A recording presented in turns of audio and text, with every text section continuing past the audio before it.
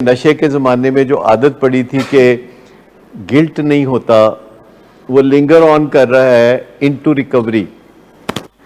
جو عادتیں نشے کی بیماری کے دوران پڑی وہ صحت یابی کے بعد بھی چل رہی ہیں، وہ ابھی چل رہی ہیں. انہوں نے پیچھا نہیں چھوڑا، نشے نے پیچھا چھوڑا ہے، لیکن وہ جو علتیں نشے کی بیماری کے درمیان اپنائی تھی ان کو ابھی ساتھ چموڑ کے پھر رہے ہیں.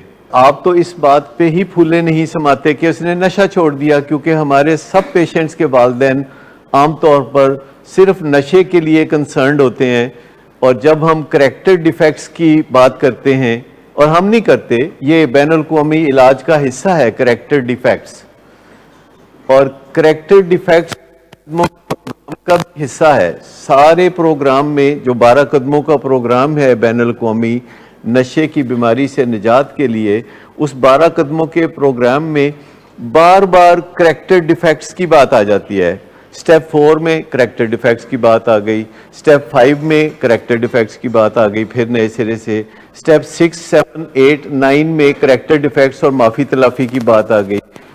سٹیپ 10 میں پھر آ گیا کہ ہر روز اپنے نئے کریکٹر ڈیفیکٹس کو بھی ختم کرنا ہے.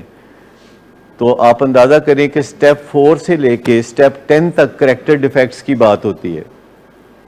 12 میں سے کتنے بنے؟ سٹیپ 4 5 6 7 8 9 10. ٹھیک، تو اتنے جو سٹیپس ہیں ان میں کریکٹر ڈیفیکٹس کا کہیں نہ کہیں تذکرہ ہے. اور کریکٹر ڈیفیکٹ سے مراد کیا ہے؟ کریکٹر ڈیفیکٹس ہے جیسے جھوٹ بولنا، جیسے غصہ کرنا. یہ ہم کوئی اور بہت زیادہ کوئی ایسی باتیں نہیں کر رہے آپ کے ساتھ.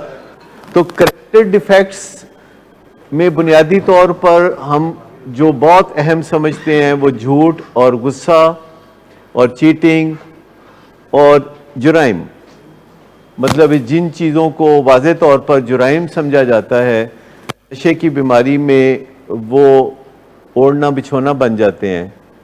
اور ہم اپنے فیملی ممبر کو جب دیکھتے ہیں تو ہمیں لگتا ہے کہ نہیں، یہ کریکٹر ڈیفیکٹس اس میں نہیں ہے، یہ اور لوگوں میں ہوتے ہیں.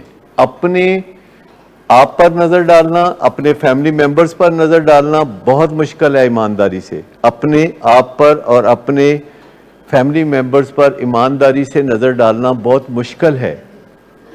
لیکن ریکوری آپ سے تقاضا کرتی ہے، اب میں کیا کروں؟ ریکوری آپ سے تقاضا کرتی ہے کہ آپ کو بروٹلی آنیسٹ ہونا پڑے گا جان بچانے کے لیے.